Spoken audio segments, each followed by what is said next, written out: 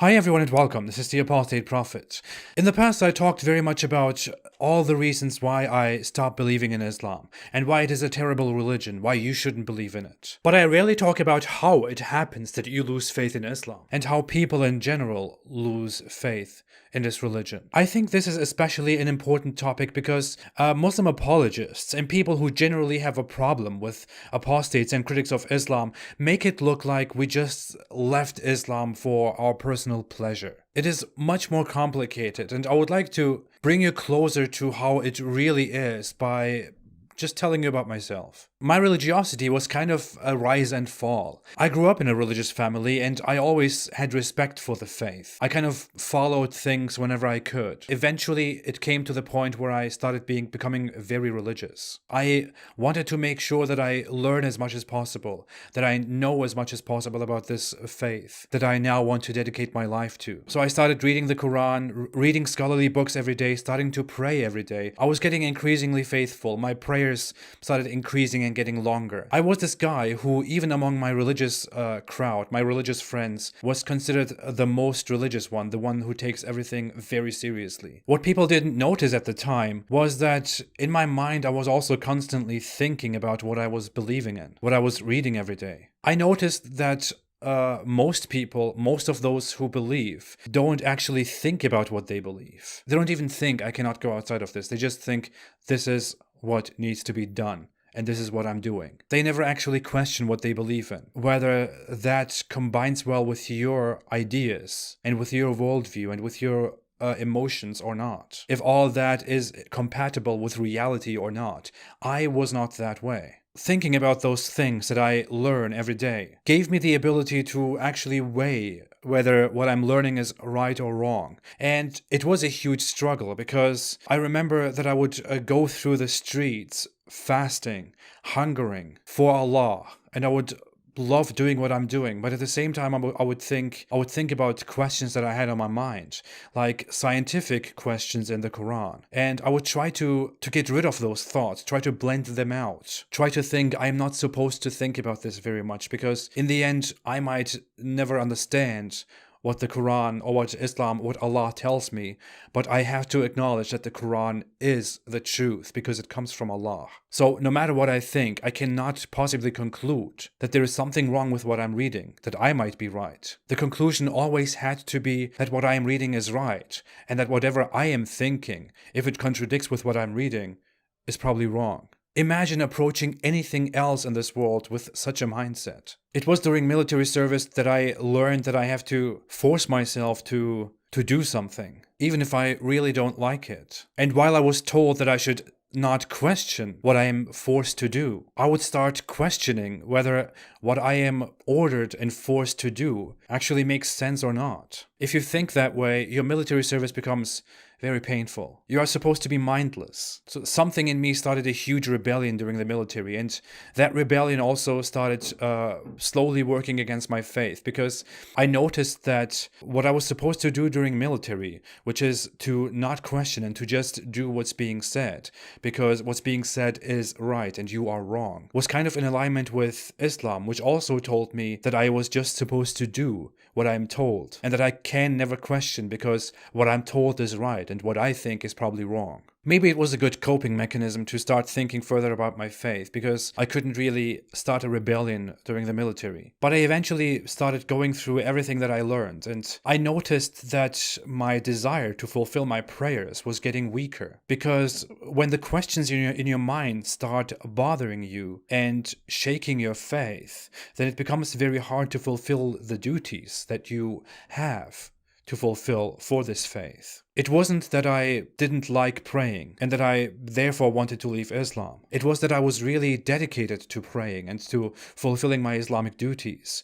But with the questions that would arise in my head that Muslim apologists, Islamic scholars simply cannot give proper answers to, would shake my desire of fulfilling those duties, of fulfilling the 5 daily prayers. I would start questioning myself in the middle of the prayer. I am doing this, but is the force that is asking me to do this actually telling me the truth about everything? And I think there is one thing that is so strong that is so important in my process of losing faith in Islam that I always have it in my mind, and I always want to give it as an advice to all those who question, to all those who are afraid of losing faith and of going to hell. And that is the thought: Allah gave me a brain. Allah created me.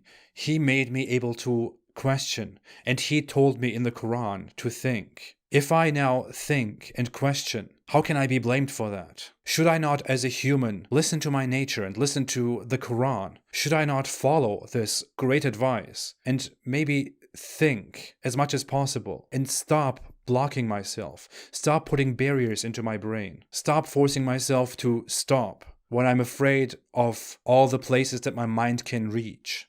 Well, after adopting that way of thinking, everything basically just went downhill for my faith, because once I started allowing myself to question and to think to the fullest, everything just slowly fell apart. At first, I questioned all the scholars that I'm listening to, and I concluded that it simply cannot be that it is the scholars who are holding my faith together and who are being an authority over my religiosity. Because the Quran speaks to me. It never actually tells me to listen to scholars or to follow a spiritual leader or anything at all. At first, I stopped recognizing the legitimacy of sects, popular institutions, popular schools. Then I slowly went into deconstructing the accepted forms of Islam in my brain, the vast movements and schools of Islam that people live by. Then I started reading the Quran again, and I noticed what I really feel about the Quran, how I really think about it, because for the first time I allowed myself to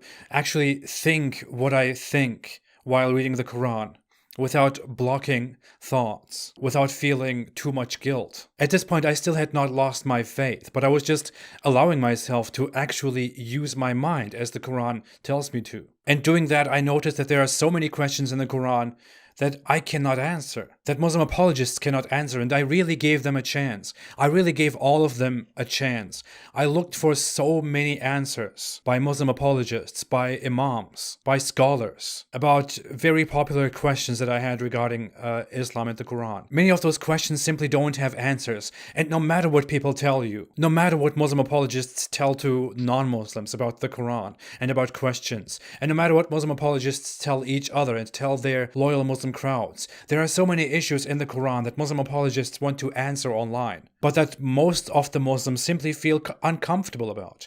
And I was one of those uncomfortable Muslims. I eventually started comparing Muslims and the Islamic world to non-Muslims and the non-Muslim world, especially in terms of intellect. If you honestly make a comparison between how the Islamic world compares to the Western world or East Asia, for example, in terms of knowledge, in terms of wisdom and education, it is very hard to hold on to the assertion that Muslims and Islam held a higher ground in terms of education and knowledge. Eventually, I started questioning Muhammad, and I really loved Muhammad because you are supposed to love Muhammad when you are part of that. But I started questioning how I can trust Muhammad, how I can trust a person who lived 1,400 years ago, how I can trust anything that he said when humans cannot even trust each other. We don't trust each other. We don't actually take anyone's word on face value. We want to reevaluate and we want to fact check everything. How can we possibly trust this guy who lived 1,400 years ago and made very extraordinary assertions without ever presenting any proof? I'm not talking about proof that you find in Islamic reports by Muslims, verified and published by Muslims 1,400, 1,300 years ago. I'm talking about actual sources, actual documents of proof. Nothing has ever been proven about anything that he or people like him asserted. So how can I possibly believe them? How can we not trust each other about payments and want to see documents about that, yet we trust some complete random stranger 1,400 years ago in the desert about his claims that he communicated with supernatural beings that we cannot see and that no one has seen and documented? How can we trust that he was morally wonderful and flawless when much of what we know about him is in clear conflict with our understanding of good and bad and good and disgusting? Eventually, the only place to look at was the Quran, because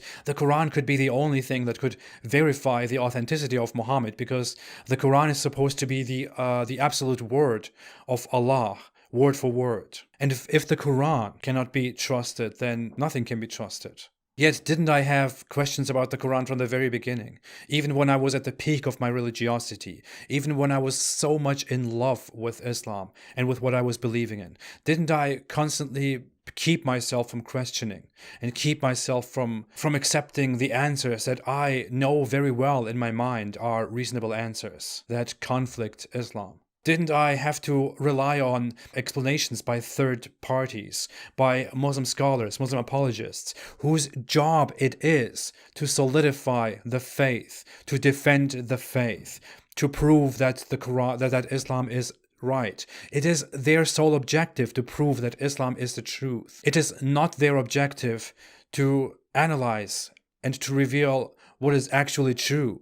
Their objective is that Islam is the truth and that they need to find a way to prove that to the public. How can you trust people like that? How could it be that I cannot trust anyone else who has something negative to say about this religion and this book, but I have to trust all those people who say good stuff about it? Not even all the people who say good stuff about it. Even there, even among the Muslim scholars and apologists, we are being selective. We choose the ones that we like and reject the ones we don't like. And most often we don't even make these choices. Most often we are simply born into an Islamic school that accepts and rejects certain guidelines, and we go by that. We are able to do that, yet we are never able to discard our faith in Islam, because it is the absolute truth, one way or another. How can that be a result of healthy thinking?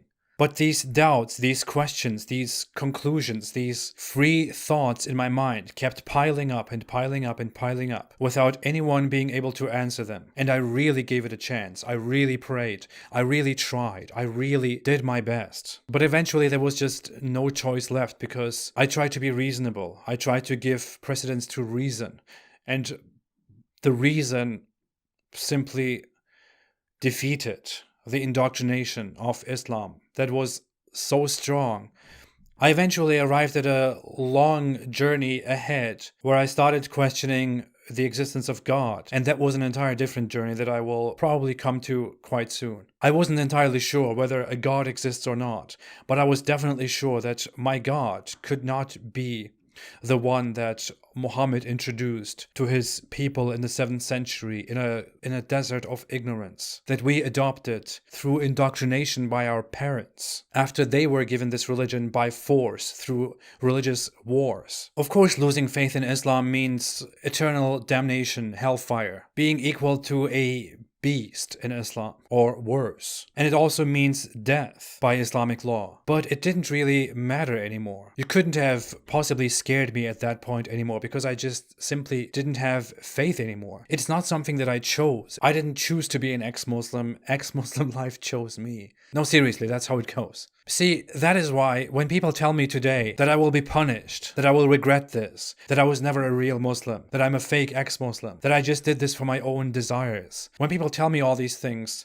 they just appear so meaningless. I can't take these accusations seriously because they come from people who haven't even experienced what I experienced, who didn't even go through what I went through. Most of them because they chose to be afraid instead, to be cowards instead. Just like I chose to be a coward for a long time, until I finally freed myself. Until I saw the world as it really is, and found that it is actually a beautiful place, outside the indoctrination of this terrible religion that was forced on our ancestors, planted into the minds of our parents, and given to us so that we never question it. This is how I lost faith, and it is great to see that I'm not alone. Thank you for listening. Don't forget to subscribe and to like and to support me if you want to, and have a great day. Stay away from Islam.